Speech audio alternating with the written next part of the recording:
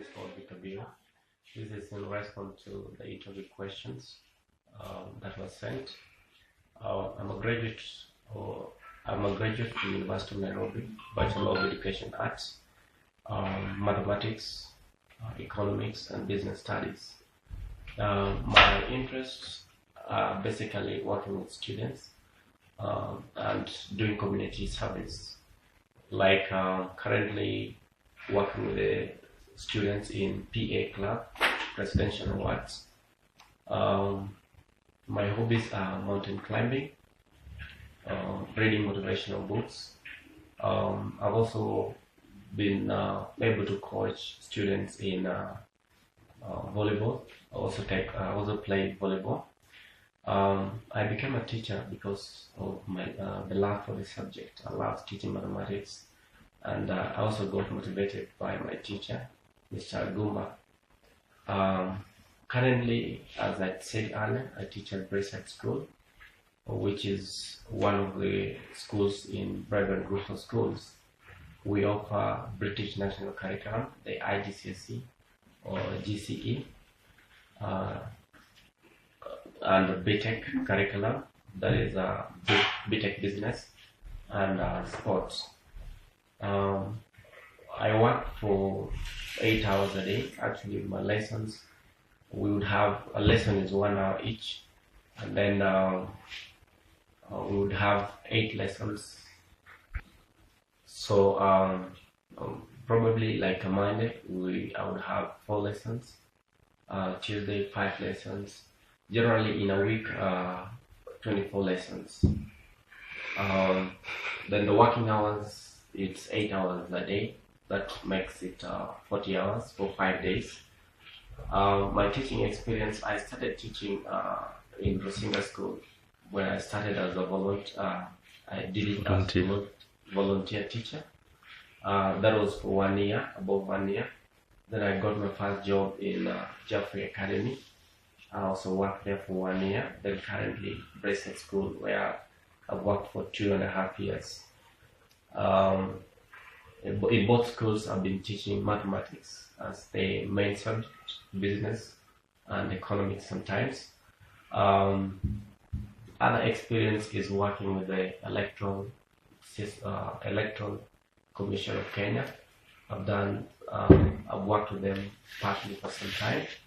I've also worked with the Save the Children for some time. I've not worked in the United States before. What I wish to do the next 5 years is to gain international experience, still working as a teacher, and also to continue my studies, masters and PhD in mathematics, so that I can also work as a part-time lecturer. My friends, when I talk to my friends, they always think about me as a team-oriented person, full of leadership skills. They always say I'm very calm. Then my students are the main thing they always talk about is my love for the subject, and the ability to work without a calculator and to do many calculations without a calculator. Then they also find me approachable if they have an issue that disturbs them. They would always come to me because I always listen to them. Then my lesson plans always includes into the lesson objectives, then the start activity, then the main lesson activities, then we have the plenary, and then the main review part of it. Part of the lesson plan also includes the differentiation, catering for the gifted learner, the different learning needs in my students, the approaches or the strategies that I use in my teaching. Basically, it's split learning, where the students are supposed to interact with what they're supposed to learn before we start the topic.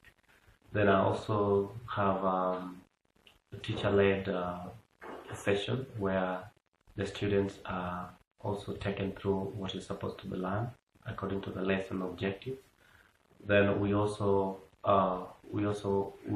focus on guided learning, guided tasks, where the students attempt tasks in group and ability groups.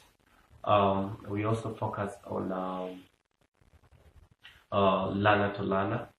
The types of assessment that we used, I used to grade my students. One, we have formative assessment at the end of every lesson. Then we also have summative assessment, weekly assessments that can also use to grade the students. Then currently we don't use smartboards. We don't have smartboards, but we're using smart TV for interactive mathematics games, videos, showing videos that have specific lessons that the students would want the students to learn. So in a nurturing environment, the students are always like to ensure that they concentrate. We give them an engaging task, that is first thing. Then the work that are given must be age appropriate. It must be interesting for them. Then if that persists, we can also consider graduated response, where you talk to the student one-on-one without interfering with the next class.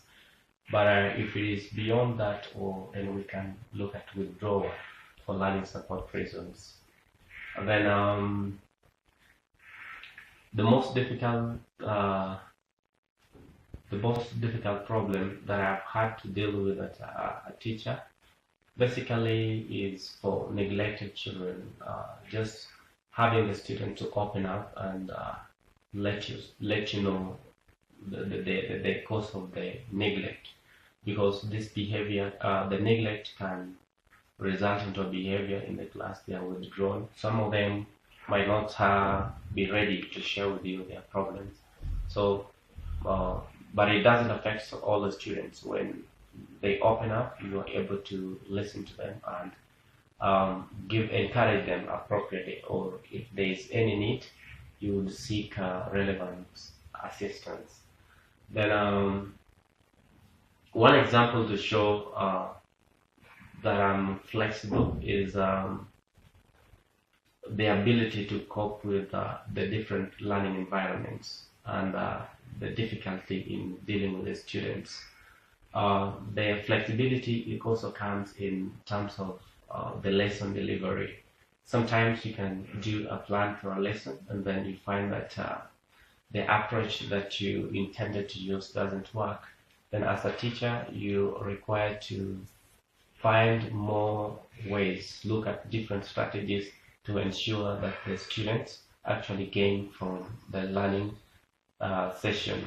So that requires a lot of flexibility, and I think I've always been very flexible in terms of changing my approaches, especially if the students are not gaining from a given learning session. Then not anything that I would like to add about my qualification, but within the school we have programs that enables the teachers to improve in student management. We've also gone through educare training that is child care, child protection, online bullying, basically things that affect students. Then professionally also we have sessions with the examiner, with the curriculum developers, that we go through trainings to ensure that we give the curriculum as required, and also to focus on other changes that are on the curriculum. About going to US, I've spoken to my mother. She's okay about it. I've also spoken to my brothers, my friends. They're okay with it. Currently, I'm not married, so I'm a bit flexible. And then I'm also aware that my family members can only join me after the required time, the 4 to 6 weeks of my coming to the US. I think that is all. Thank you. there's anything specifically that you want me to respond to, I would also welcome that. Thank you so much.